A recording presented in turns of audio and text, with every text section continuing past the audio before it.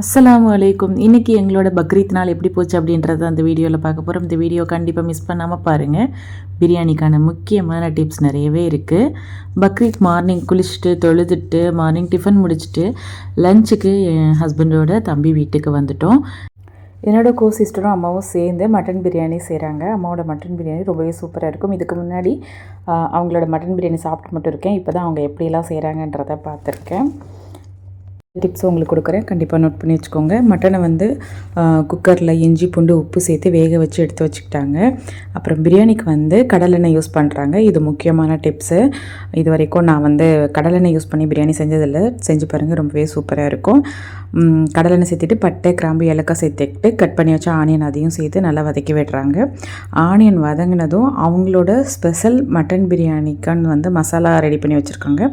அந்த பிரியாணி மசாலா வந்து அது கூட சேர்த்துக்கிறாங்க.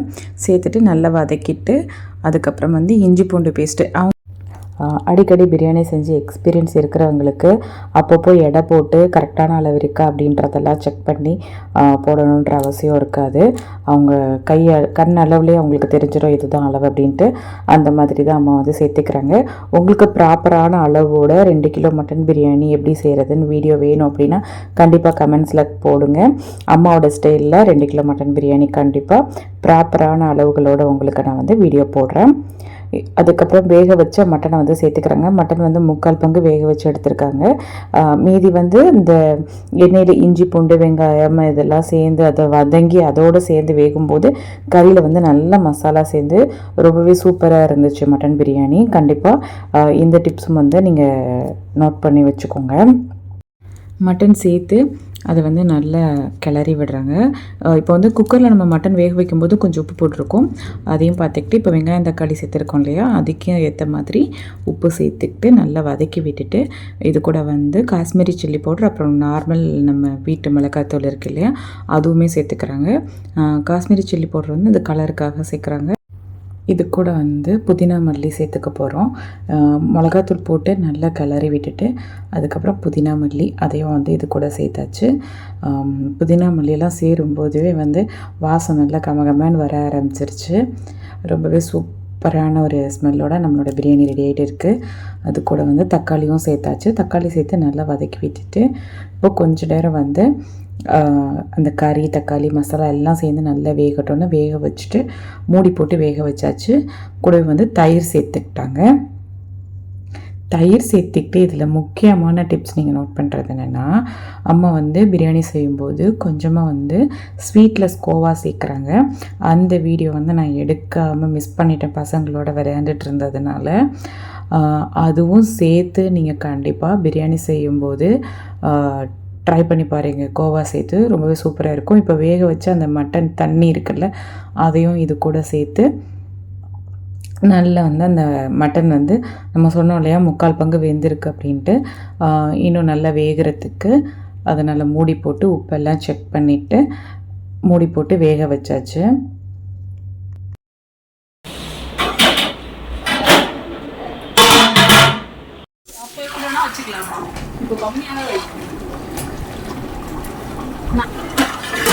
பழைய அரிசியா இருந்தா கொஞ்சம் கூட வைக்கணும், கரண்டி முழுக வைக்கணும்.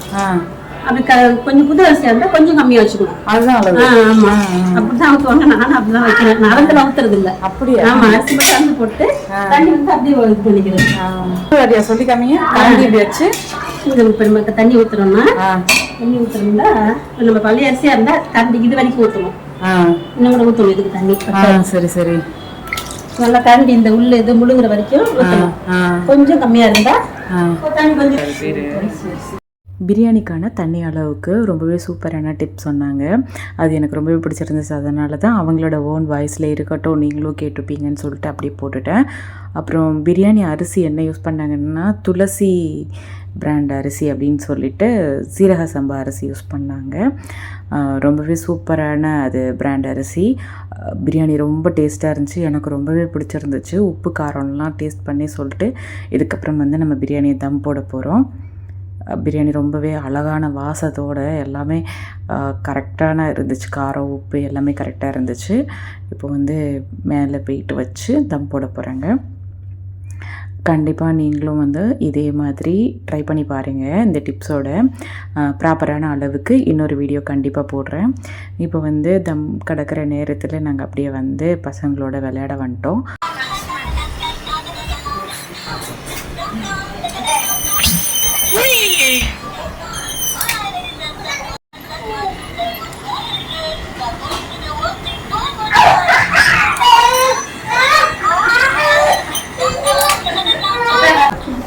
கொடுங்க கொடுங்க. தேங்க்யூ. பிரியாணி தம் கிடக்கிற நேரத்தில் பசங்களோட விளையாண்டுட்டு இருக்கும்போது அப்படியே வந்து ரோஸ் மில்க், ரொம்பவே சூப்பரான ரோஸ் மில்க், அதுவும் குடிச்சிட்டு அதுக்கப்புறம் வந்து லுகர் தொழுக ஆரம்பித்தாச்சு. ஒவ்வொருத்தராக தொழுதுட்டு ஈவினிங் எங்கேயாவது வெளியில் போகலாமா அப்படின்ற மாதிரி, எந்த பீச்சுக்கு போகலாம் அப்படின்னு சொல்லிட்டு இங்கே பேச்சுவார்த்தை நடந்துகிட்ருக்கு. அந்த முடிவெல்லாம் எடுத்துகிட்டு அதுக்கப்புறம் வந்து பசங்க கொஞ்சம் நேரம் விளையாண்டுட்டு இருந்தாங்க. அவங்களையும் விளையாட விட்டுட்டு அதுக்கப்புறம் வந்து லஞ்சு சாப்பிட்றதுக்கு ரெடி பண்ணலாம் அப்படின்னு சொல்லிட்டு லஞ்சு வந்து சாப்பிட உட்கார போகிறோம். இதுதான் வந்து பெருநாளில் ரொம்ப முக்கியமான நாள், அதாவது பக்ரீத்துக்கு. பெருநாளப்போ மட்டன் பிரியாணி, ரொம்பவே சுட சுட சூப்பரான மட்டன் பிரியாணி. கண்டிப்பாக நீங்களும் வந்து இந்த டிப்ஸ் எல்லாம் யூஸ் பண்ணி செஞ்சு பாருங்கள். ரொம்பவே சூப்பராக இருந்துச்சு. இந்த வீடியோ உங்கள் எல்லாருக்குமே ரொம்பவே பிடிக்கும்னு நினைக்கிறேன். பிடிச்சிருந்ததுன்னா லைக் பண்ணுங்கள், ஷேர் பண்ணுங்கள், மறக்காமல் சப்ஸ்கிரைப் பண்ணுங்கள். இது கூட வந்து ஆனியன் ரைத்தா, அதுக்கப்புறம் வந்து சிக்கன் 65 சொல்லவே வேணாம், அவ்வளோ செம சூப்பராக இருந்துச்சு. சிக்கன் 65க்கு மந்தி மசாலா போட்டு ட்ரை பண்ணியிருந்தாங்க, ரொம்பவே டேஸ்டியாக இருந்துச்சு. எடிட் பண்ணும்போது கூட இந்த பிரியாணியை பார்க்கும்போது அப்படியே மவுத் வாட்டரிங்காக இருக்குது. அவ்வளோ மிஸ் பண்ணுறேன் இந்த பிரியாணியை. கண்டிப்பாக நீங்களும் நான் சொன்ன டிப்ஸோட ட்ரை பண்ணி பாருங்கள். நம்மள மாதிரி 1க்கு 2 அந்த மாதிரிலாம் தண்ணி அளவு இல்லாமல் கரெக்டான பக்குவத்தில் தண்ணி வச்சு அரிசி கரெக்டாக வந்து ரொம்பவே சூப்பராக இருந்துச்சு பிரியாணி. அடுத்ததாக வந்து இப்போது பீச்சுக்கு கிளம்பிட்டோம். பசங்களை வந்து நனைஞ்ச அவங்களுக்கு மட்டும் ட்ரெஸ் எடுத்துக்கிட்டு கிளம்பியாச்சு. அம்மா எங்கே உட்காருவாங்க இல்ல அப்படி வெளியே இது நம்ம கேஸ் குரூப்க்கு நம்ம வந்து ஒரு என்ன பண்றது. Hello guys, Eid Mubarak. இப்போ நம்ம எங்கே போயிட்டுருக்கோம்னா ஈசிஆரில் இருக்கிற ப்ளூ ஃப்ளாக் பீச்சுக்கு தான் போயிட்டுருக்கோம். பீச் வந்து ரொம்பவே சூப்பராக நீட்டாக மெயின்டைன் பண்ணுறாங்க. அப்புறம் என்ட்ரி ஃபீஸ் கார் பார்க்கிங்க்கு இருக்குது. அதுக்கப்புறம் வந்து அடல்ட்டுக்கு சைல்டுக்கு அப்படின்னு சொல்லிட்டு என்ட்ரி ஃபீஸ் இருக்குது. ஓடு ஓடு ஓடு.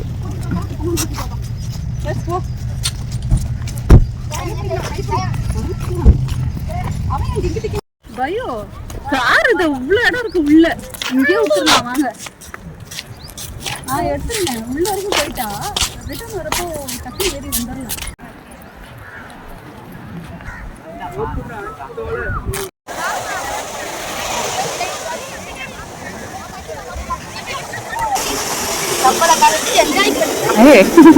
மேகி வேற போட்டுருவாங்க.